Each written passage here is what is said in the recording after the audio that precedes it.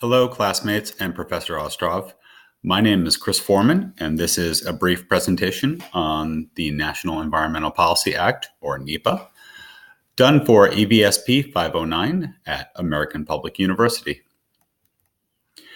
My impressions of the National Environmental Policy Act is that the law sets the stage for all the environmental law that comes after, including the Clean Air Act and the Clean Water Act.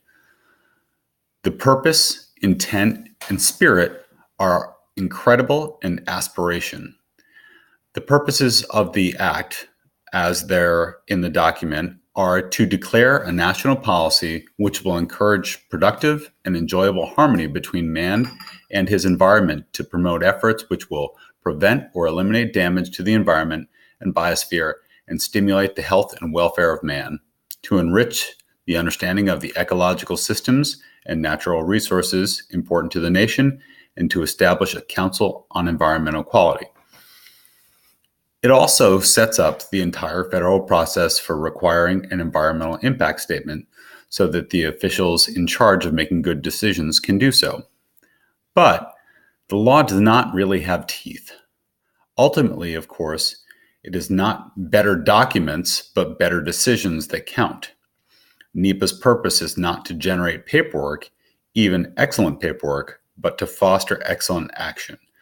The NEPA process is intended to help public officials make decisions that are based on understanding of environmental consequences and take actions that protect, restore, and enhance the environment. And there have been cases where the environmental impact statement was not followed.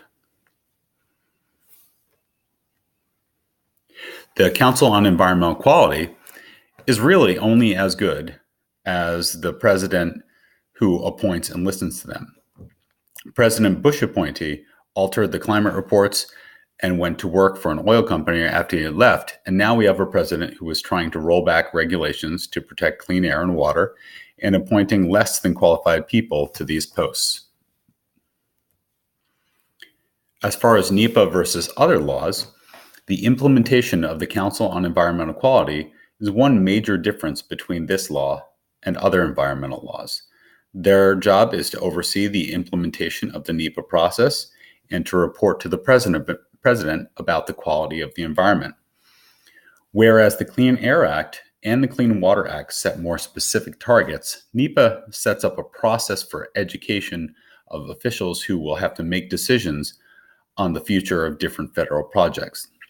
The biggest difference is simply that it is the predecessor for the Clean Air Act, Clean Water Act, Endangered Species Act, and other environmental laws. It is often referred to as the Magna Carta of the environmental laws. It has been mimicked by states and other countries around the globe.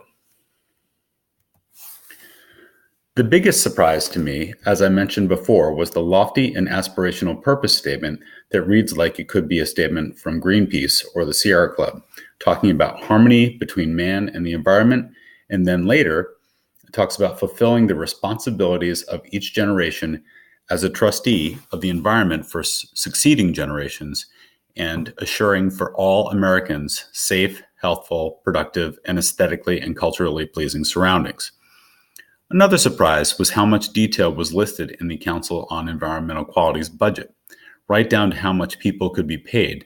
This may just be a lack of my legal awareness, though. Finally, I was also surprised by the call for an immediate review of governmental programs at the time of the Act passing. This just seems to me to be a well thought out plan in order to instantly rein in environmental degradation. Here are the resources that I used for this presentation. Thank you.